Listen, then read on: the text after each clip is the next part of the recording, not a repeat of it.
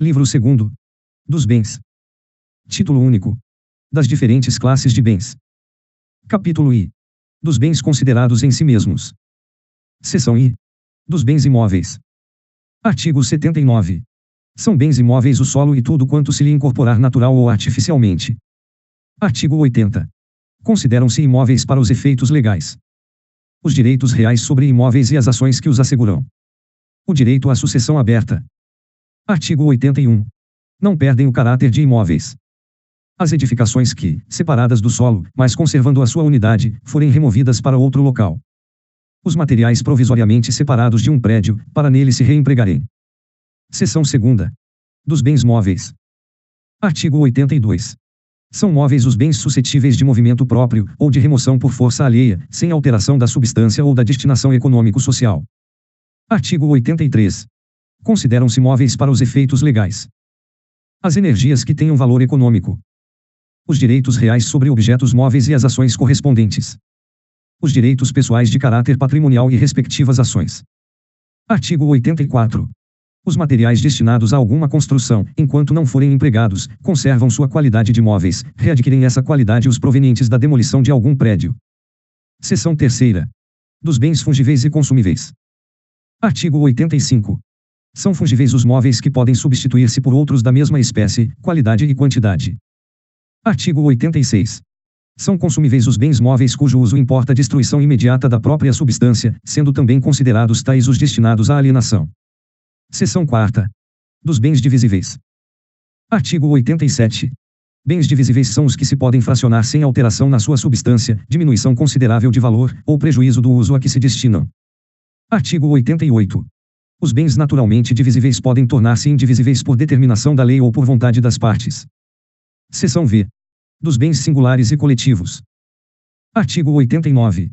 São singulares os bens que, embora reunidos, se consideram de per si, independentemente dos demais.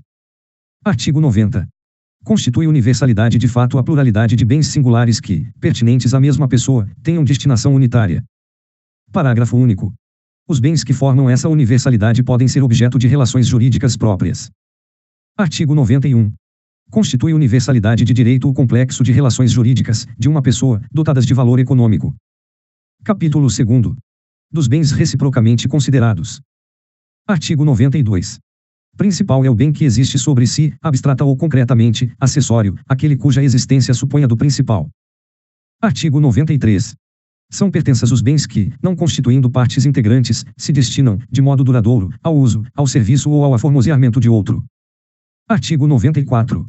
Os negócios jurídicos que dizem respeito ao bem principal não abrangem as pertenças, salvo se o contrário resultar da lei, da manifestação de vontade, ou das circunstâncias do caso. Artigo 95. Apesar de ainda não separados do bem principal, os frutos e produtos podem ser objeto de negócio jurídico. Artigo 96. As benfeitorias podem ser voluptuárias, úteis ou necessárias. Primeiro são voluptuárias as de mero deleite ou recreio, que não aumentam o uso habitual do bem, ainda que o tornem mais agradável ou sejam de elevado valor.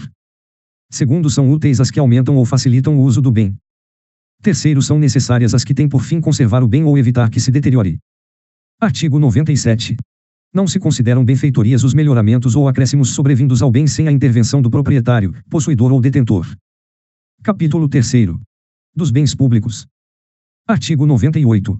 São públicos os bens do domínio nacional pertencentes às pessoas jurídicas de direito público interno, todos os outros são particulares, seja qual for a pessoa a que pertencerem. Artigo 99. São bens públicos os de uso comum do povo, tais como rios, mares, estradas, ruas e praças. Os de uso especial, tais como edifícios ou terrenos destinados a serviço ou estabelecimento da administração federal, estadual, territorial ou municipal, inclusive os de suas autarquias. Terceira, os dominicais, que constituem o patrimônio das pessoas jurídicas de direito público, como objeto de direito pessoal, ou real, de cada uma dessas entidades. Parágrafo único. Não dispondo a lei em contrário, consideram-se dominicais os bens pertencentes às pessoas jurídicas de direito público a que se tenha dado estrutura de direito privado. Artigo 100. Os bens públicos de uso comum do povo e os de uso especial são inalienáveis, enquanto conservarem a sua qualificação, na forma que a lei determinar. Artigo 101. Os bens públicos dominicais podem ser alienados, observadas as exigências da lei. Artigo 102. Os bens públicos não estão sujeitos a uso capião. Artigo 103. O uso comum dos bens públicos pode ser gratuito ou retribuído, conforme for estabelecido legalmente pela entidade a cuja administração pertencerem.